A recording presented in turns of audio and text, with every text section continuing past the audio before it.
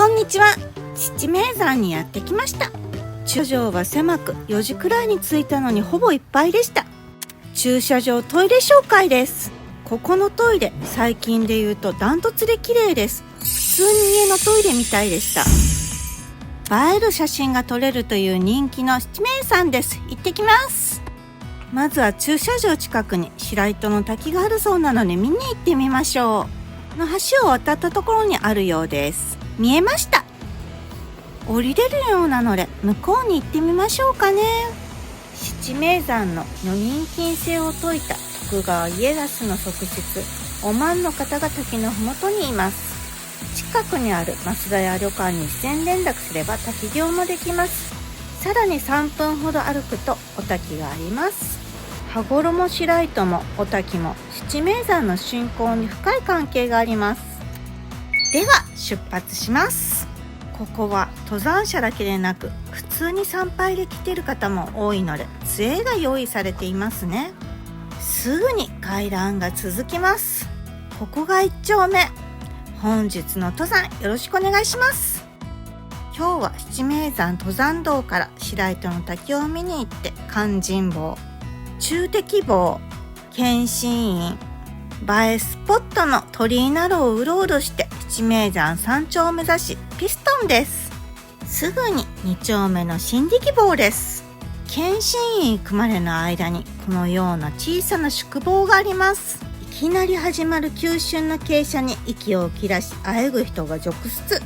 そこに手を差し伸べるように最初の休憩場です。結構立派なのでお参りしていきましょう。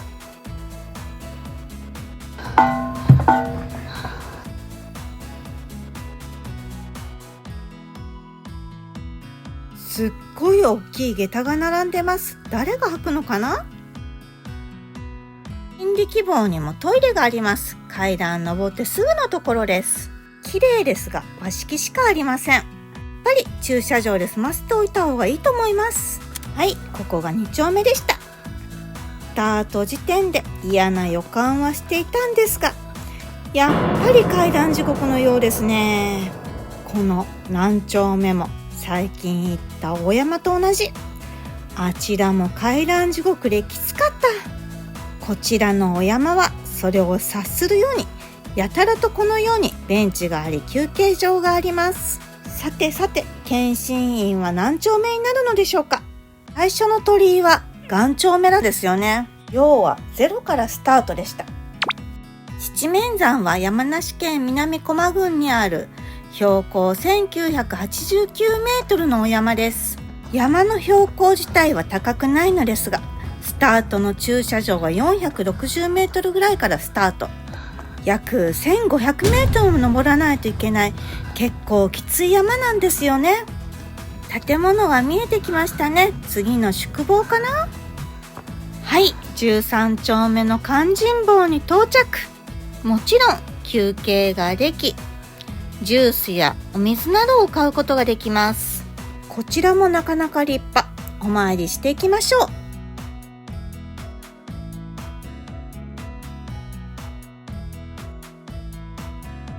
先はまだまだ長い。出発しますよ。と、その前にここを曲がったところにトイレがあります。こちらも覗いていきましょう。こちらも駐車場、トイレと同様めちゃくちゃ綺麗でした。最近トイレ工事でもしたのですかね。ほんとびっくりするぐらいトイレが素晴らしい。これがどのお山でも標準になればいいのに。男性の方はすぐできるししやすそうだかあまり思わないかもしれませんが、女性は結構トイレ重要ですよね。標高高い山でトイレ求めるのは厳しいので、私は結構お花畑行くの平気ですが、山頂や途中にトイレがない山だと躊躇する方もいますからね。次の建物が見えてきました。23丁目中敵坊です。休憩どころがあり人気がありませんね。これは神社に関係？お仏壇のようになっています。やっとこさ富士山が見え始めました。甲駒ヶ岳かな？ここまでずっと同じような道で景色も見えずなのでなかなかきつかったです。あそこが駐車場ですね。まあ、修行の山ですからね。厳しいのは当然ですね。野外活動部は山と旅を行きやすく、行った気になる動画作ってます。登山や旅行好きはぜひチャンネル登録よろしくお願いします。木の枝が邪魔だけどちょこちょこ富士山が見えて歩くやる気になりますね。次の建物が見えてきました。36丁目の星雲墓です。水場があり、ちゃんと買えるのかな、ポカリの自販機。休憩場があります。こちらにもトイレがあるので紹介しますね。なんかカエルがいる。大山にもいましたね。可愛らしいお地蔵様。こちらがトイレになります。こちらは男女共用。駐車場とかのトイレが綺麗すぎて少々雲泥の差。水場はこんな感じです。こちらもお参りしていきましょう。いつものコンビニ紹介ですが、中富インターから通り沿いにはコンビニはありません。ここはコースタイム6時間から7時間はかかってしまうので、しっかり食料は持ってきた方がいいので、買ってくることをお勧めします。水分は途中で補給できるのは助かりますね。登って感じましたが、山アップとかのコースタイム早めです。ゆっくりめの方だと10時間ぐらいはかかってしまうかも。結構長めなので大変なのですが、実はここお寺で泊まれるのです。献身院での宿泊はあくまで修行なので、泊まる条件として朝晩の勤行に参加することが条件です。勤行って何をするかというと、本堂でお坊さんがお経をあげている儀式に参加することです。大変なことをしなければいけないと思いましたが、お経を聞くだけならそれくらいならいいですね。小さな祠があります。お地蔵様がいるのかな。今のとこすべてお参りしてるので、ここもお参りしていきましょう。宿泊できるので、もちろんお風呂や食事が出ます。名物で最大15人は寝られる長い長い布団で、みんなで一斉に寝ます。朝の起床時間は決まっており、富士山からのご来光が眺めることができ、七面大明神像も拝むことができます。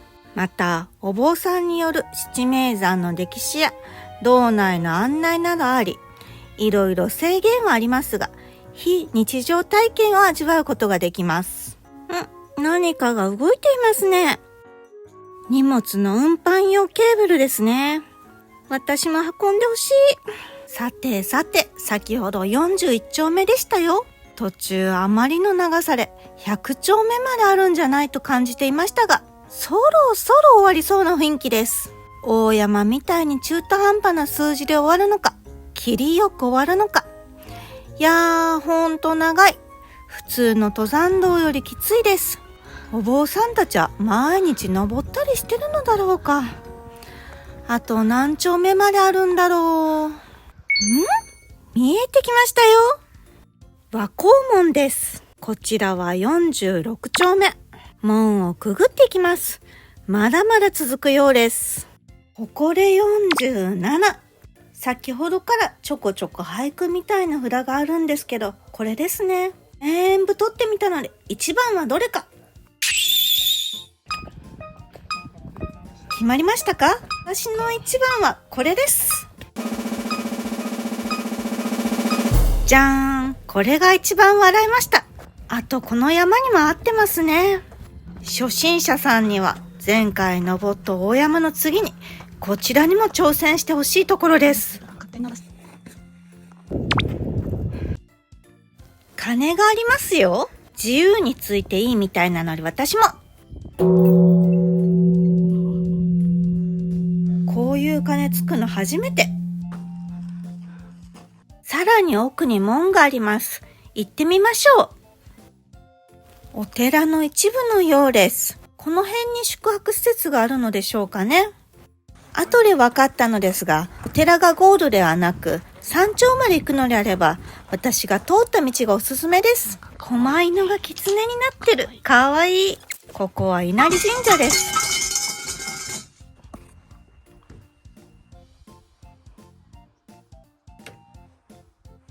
ん来は鐘をついて左に進まないとなんですが、そっちだとインスタ映えする門が上にあり、参拝する拝殿は階段下にあります。先にお参りしたら階段を下ってまた登って、映える門を通ってから山頂を向かなきゃいけなくなるんですよね。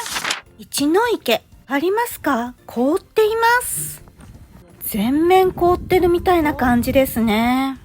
どれぐらい硬いんだろう。結構硬いです。で、乗れちゃいました。すごいね。合木島まで歩いていけるかもしれませんね。あ、鹿がいるの見えますか？この池、普段は緑らしいです。七面大明神が竜の姿で現れたと伝えられています。さあ、いよいよ検診医です。何丁目でしょうか？50丁目でした。やっぱり50でしたね。そんな気はしてました。では、検診医をお参りします。立派な彫刻が彫られています。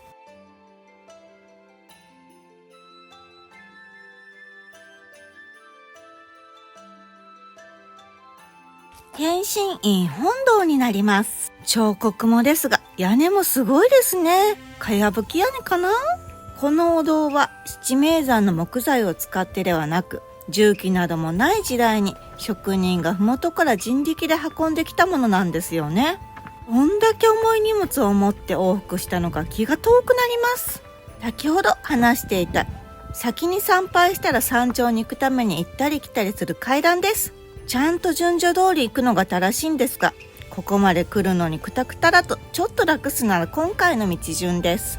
先ほどから映える門と言ってましたが、正式には随神門と言います。1921年に再建され、二重屋根の重厚な造りで、左大神右大神のご神像が安置されています。はい、これが随神門です。このように富士山を見ることができます。富士山を映すと何回撮ってもこのように人が暗くなっちゃうんですよね。富士山が絵の中に入ったような感じで見ることができます。何度も挑戦しましたが、これが限界でした。ここから山頂に向かいます。この塔が目印です。随神門をくぐって富士山を左手にして歩くとわかります。あ、鹿がいますね。こっちにも鹿がいます。さらに奥にも鹿がいました。まったりしてますね。こんなに近づいても逃げない。人慣れしていますね。鹿がいた広場を横切ると、このように案内が出ています。検診院までは階段続きでしたが、やっとこさ登山道らしくなってきました。途中の景色です。このように富士山バッチリ見えます。ちょうどいい撮影スポットがありました。いかがですか？先ほどの撮影スポットを過ぎると急登があり、登りきると穏やかな道が続きます。もうすぐ山頂ですね。体調を崩して大山とか登って体力戻していたんですが、だいぶ治りましたね。ここ登れるかなと思ってましたが、山頂行くことができました。検診院まで単純な道で辛かったけど、お坊さんも親切だし、凍った池もすごかったです。七名山には池が7つあるらしいけど、確認されているのは見た1の池、あと2の池です。残りは所在が明らかになってないようで、7つ見たものは目が潰れるという言い伝えもあります。不思議な力を感じるお寺ですね。ここパワースポットでもあるんですよ。不思議な力で何か得られるような気がします。はい、山頂到着。やったー！こちらも山頂標識。やったー！山頂はこんな感じ。狭いですね。いやー、全然景色見えなかった。まあ分かってたんですけどね。とりあえずピークハントです。山頂で食べてる方もいましたが、狭いんでね、さっきの富士山よく見えるところで一杯とお昼にしましょう。下りながらこのように富士山も見えます。今日は天気が良くてよかった。高気雲も見えます。鹿のうんち、鹿たくさんいますね。先ほどのとこ戻ってきました。富士山綺麗ですね。